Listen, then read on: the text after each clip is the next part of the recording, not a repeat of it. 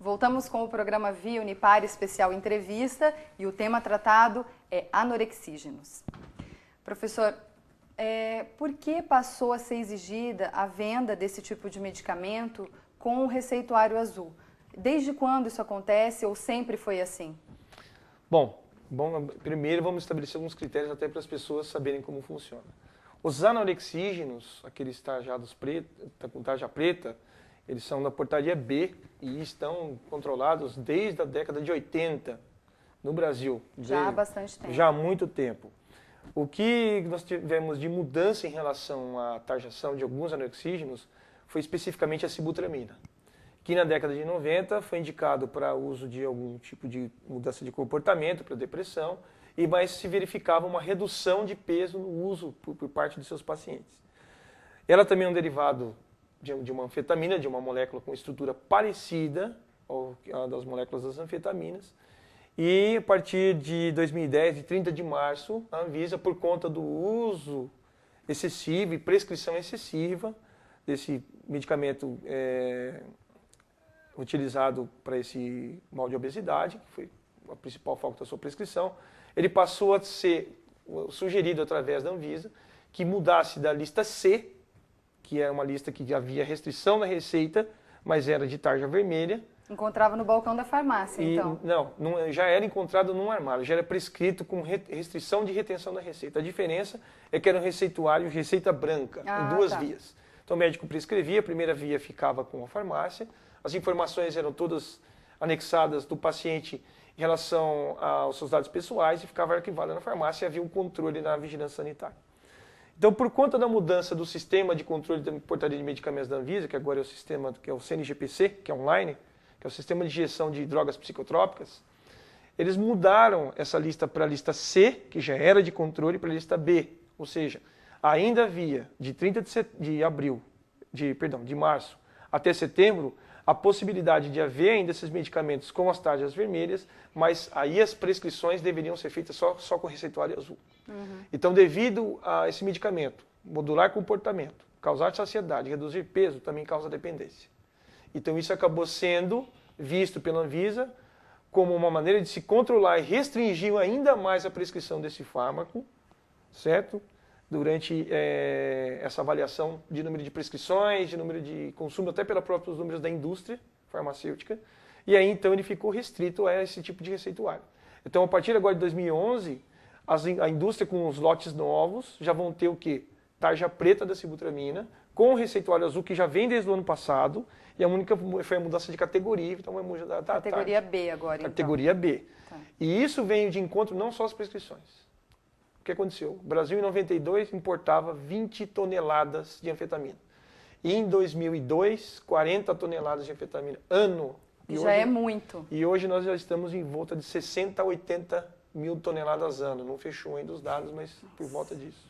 São dados absurdos, realmente. São dados alarmantes. Doutor Fábio, quem pode receitar esse tipo de medicamento? Qual médico que está apto a receitar, a ter esse receituário azul para indicar os anorexígenos? Esse é o grande problema, porque no Brasil, a legislação, tanto do Conselho Federal como constitucionalmente, qualquer médico que tenha CRM pode prescrever, pode fazer qualquer tipo de procedimento, mesmo não sendo especialista. Um ortopedista pode. Se ele entrar com um pedido na vigilância sanitária do seu município para ter um receituário B2, na verdade, né? B2. Ele é cadastrado e ele é médico, ele tem o CRM, ele pode ter esse receituário. Então é uma coisa simples e fácil de acontecer. Sim.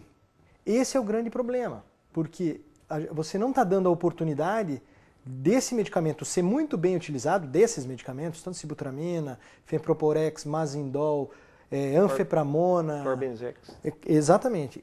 Esses medicamentos, quando bem indicados, podem ajudar pessoas a salvar a vida de pessoas. Podem, quando bem utilizados.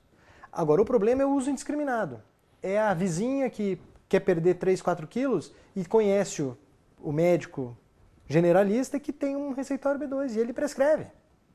Então, é essa cultura que tem que acabar. Porque esses remédios são específicos para algumas situações. É que nem você dá o antidepressivo, que nem dá o remédio para pressão, o remédio para diabetes, a insulina. Não adianta você querer dar para outra pessoa que isso não vai funcionar. Então tem que ser muito criterioso nisso, e um dos problemas é que há uma disseminação entre os médicos na forma de prescrever isso. Isso porque é real. É um grande mercado, né? Vamos falar o que é verdade. Essa é a verdade, né? Então, assim, a indicação, ela, quando bem precisa, ela funciona muito bem. Bom, a discussão é muito grande. Recentemente, Ampla, né? enfim, a Anvisa estava querendo proibir os medicamentos baseado em alguns estudos. Bom, esses estudos, primeiro, são estudos que foram realizados na Europa e nos Estados Unidos. Então, assim, tem que tomar muito cuidado na análise desses estudos. A Anvisa analisou de uma forma.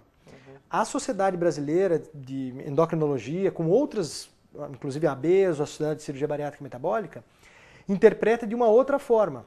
Porque quando o medicamento é bem indicado, ele funciona. Ele pode ajudar.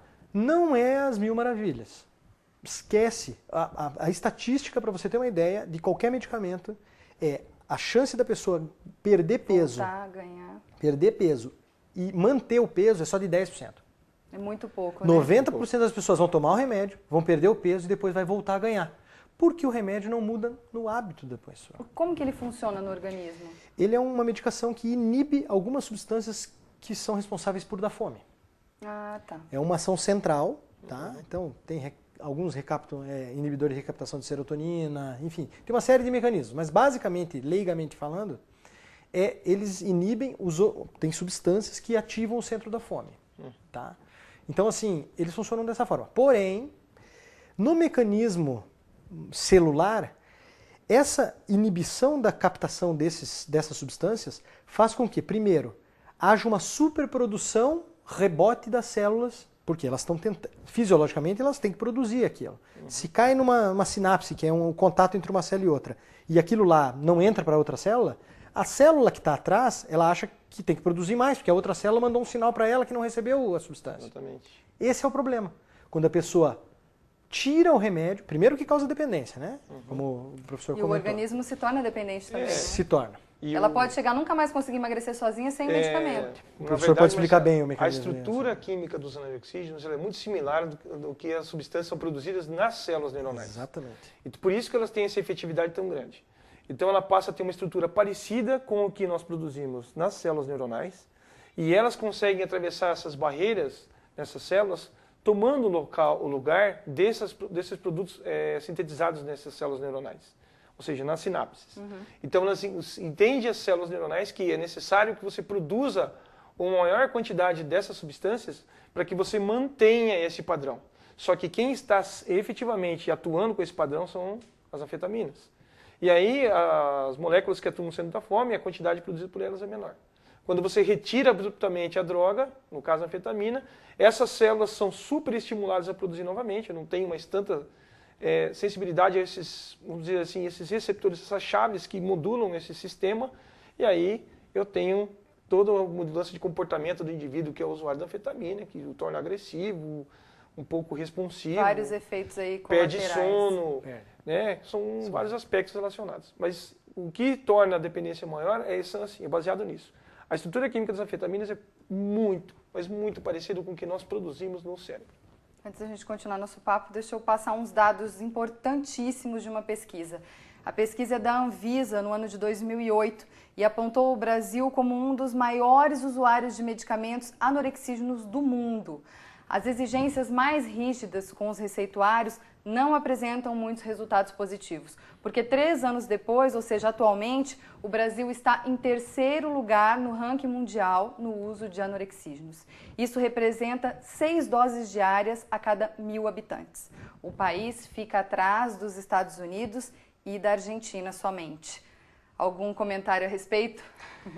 Esse é o problema. Então, assim, se tornou um medicamento que, quando bem utilizado, vou dar um exemplo. Um paciente que tem uma obesidade inicial, que já fez tratamento nutricional, faz atividade física regularmente e não consegue baixar peso, com história na família que tem diabetes. Precisa ele não de um empurrão. Ele precisa assim? de uma ajuda. Ele precisa para sair da situação. Por quanto tempo? A gente usa isso 60, 90 dias, junto com uma readequação nutricional, né, uma orientação psicológica para a mudança do hábito, para que a medicação ajude ela a perder peso e esse seja o estímulo para que ela mude o hábito. Para a hora que você retirar a medicação, ela tenha mudado o hábito dela. E já consiga fazer isso sem o medicamento. Sem o remédio. Essa é a lógica do uso do remédio. Não é para quem quer perder 2, 3 quilos, não é para quem quer entrar no vestido de casamento. Não são essas as histórias que a gente escuta. Exatamente. Tá? Então, tem que mudar esse foco, porque como o professor Emerson comentou, essas drogas, os efeitos colaterais são importantíssimos, a ponto de a Anvisa querer retirar essas medicações do mercado. Por quê? Porque teve gente que morreu por causa dos remédios. Obeso, que tem propensão à hipertensão, não pode tomar. Pode ser fatal. Pode ser fatal, pode Diabetes fazer também. Exatamente. Diabetes também. Diabetes também. Então, se isso acontece em pessoas que têm problemas de saúde, por que não pode acontecer também em pessoas normais? Não existe o estudo. Não existe o estudo para quem tem um sobrepeso leve e está usando o remédio para saber o que acontece. Esse estudo não existe. Mas você pode, por inferência, você pode advogar que, bom, se isso acontece com quem é obeso e tem pressão alta, pode acontecer com quem tem peso normal, não é, professor? Exatamente. E outro fator, além desse, que é extra saúde, é o fato de nós termos vários desse número excessivo que você mencionou no Brasil, é você não ter relação, você tem um número de consumo. Você falou de dose. Isso é tudo com dose que a Anvisa deu? Ou essas substâncias são importadas, várias delas, porque o Brasil não tem química pura para produzir isso, e são utilizadas como fonte de importação para síntese do quê? De drogas de abuso, como a metanfetamina, que é conhecido popularmente como êxtase. Então, as anfetaminas, que são usadas como medicamentos, são derivados sintéticos que você pode mudar a estrutura química dessa molécula e é comercializada essa droga ilícita, que é êxtase. Que eu tenho uma mudança conformacional de uma estrutura dessa molécula muito sutil, que aumenta muito a sua potência, que causa uma grande dependência. Que são usados esses comprimidos em formas de balas, que eles fumam, esse tipo de coisa, e esses dados não entram nessa estatística.